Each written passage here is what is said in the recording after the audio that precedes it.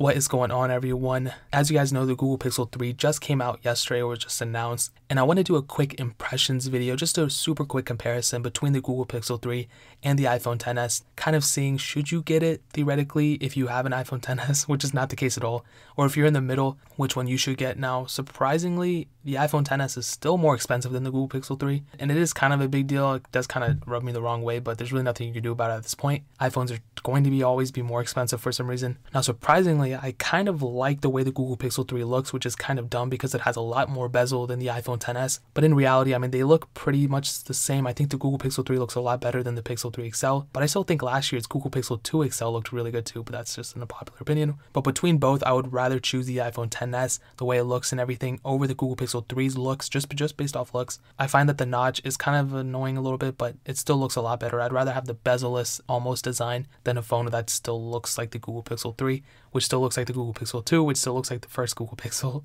which kind of looks like the Nexus 5X, but whatever. Now, in terms of the front, the Google Pixel 3 has a 5.5-inch screen. The iPhone XS has a 5.8-inch screen. They're both AMOLED, but surprisingly, I didn't know this, the Google Pixel 3 actually has a lower PPI than the iPhone XS, and it actually has a lower resolution, so it's 1080p, whereas it's a little bit higher than 1080p on the iPhone XS.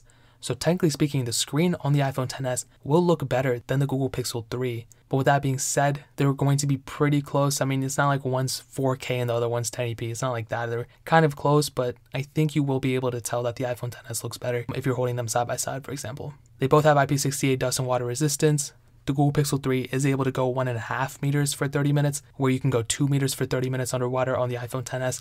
I don't know why there's a discrepancy there. Like, I thought it would be the same thing, but it's not. So that's cool, but it's really just up to you whether you want to use it or not. Now, in terms of the software updates, both these phones are really known for that. The Google Pixel 3 is supposed to get a couple versions of Android, supposed to get a couple more years of support than usually. Like, most manufacturers only give like one more version of Android, then they're done. iPhone and Apple, as you guys know, they prolong the life of their phones a little bit longer, usually like 4 to 5 years of software updates. So in terms of both, I still think the iPhone will last you longer in terms of software updates, but the Google Pixel 3 won't be too much behind either, in my opinion. So it's on Android 9 right now. You'll get Android 10, 11, and possibly 12. I'm really unsure if they support it that long, but you will have a couple years of support. So in terms of software, you'll be pretty much set on both, but the iPhone will probably last you longer. And kind of going on with that, more so with the specs of this phone, the Google Pixel 3 has an octa-core processor. It has a Adreno 630 GPU and 4 GB of RAM, where the iPhone XS has a hexa-core processor, the Apple A12 Bionic chip, and 4 GB of RAM as well. Now, usually what I've seen is Android phones, they need a lot more specs, they need a lot more RAM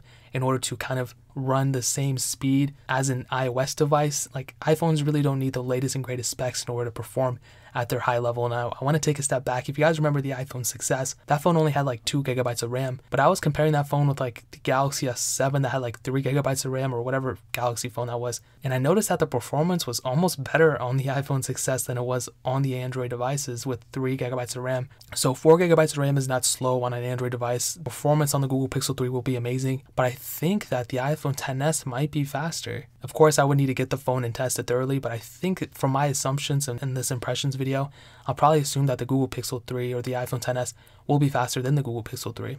But performance will be very good on both of these phones. Now, kind of continuing on with the camera, the iPhone XS has a dual camera setup on the back, both 12 megapixels, and both sensors do have OIS as well, which is really, really nice. Whereas the Google Pixel 3 has a single 12.2 megapixel camera, and apparently from what I'm hearing, the Google Pixel 3 XL will be better than the iPhone XS.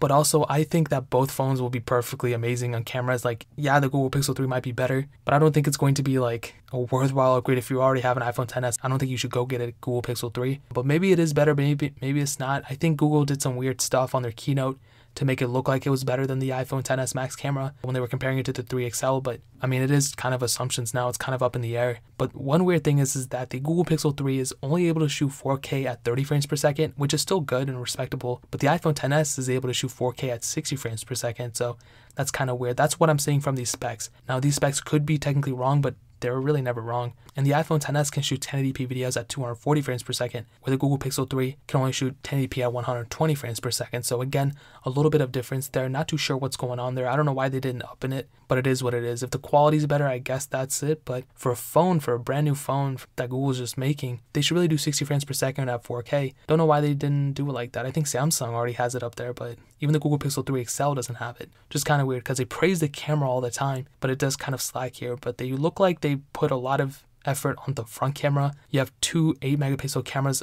at the front of the Google Pixel 3 and only one 7 megapixel sensor on the iPhone XS. And I actually like the Google Pixel 3 setup. You know, they have the wide angle lens, so if you're taking a selfie or something, you're going to be able to get more of a photo in the Google Pixel 3 versus on the iPhone XS. So definitely an advantage there, but you are able to shoot 1080p at 60 frames per second on the iPhone XS front camera, where you're not able to do that on the Google Pixel 3. So again, it is what it is, but I still think the Google Pixel 3's front camera is better than the iPhone XS just because of the wide angle lens. But again, I will have to get the Google Pixel 3 in-house in order to further test and all that stuff. But one weird thing is though, the Google Pixel 3, I did not know this, has a bigger battery than the iPhone XS, and I would imagine that battery life will still be pretty much even on both. I don't think the Google Pixel 3 is going to have a much better battery life than the iPhone XS. Now it could be better, but I don't think it's going to be like 3 hours more. The Google Pixel 3 has a 2,915 mAh battery.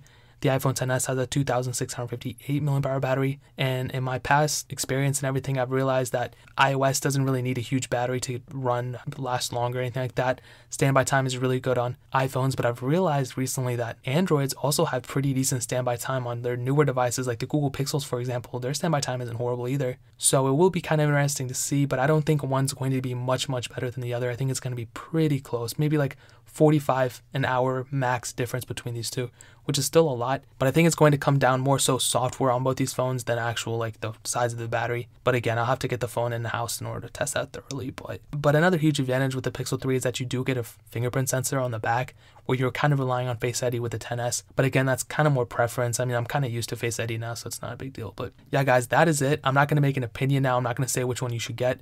But I will say definitely wait until more reviews come out, once I get mine, once other people get theirs, and more people make reviews about it. So if you're in the middle, if you have a Pixel 2 or Pixel 2 XL, I would say just keep it. Honestly, there's no reason to upgrade. And if you have an iPhone XS, obviously keep it. But this is kind of a little bit more impressions, but that is pretty much it. If you guys have any questions or anything like that, leave it down in the comment section below. Hit that like button, that'll mean so much, but definitely hit that subscribe button. Every single subscriber we get really does count, so it means so much if you guys could hit that. Also check out the other links down in the description as well. My Twitter, my Instagram, my second channel, Lo-Fi Alpaca. That's also linked down below. It'll mean so much if you guys could hit that and subscribe to it. I'm trying to grow that out like crazy, but more importantly than everything else, I love every single one of you guys. Hopefully I'll catch you guys in the next video. Peace out till then.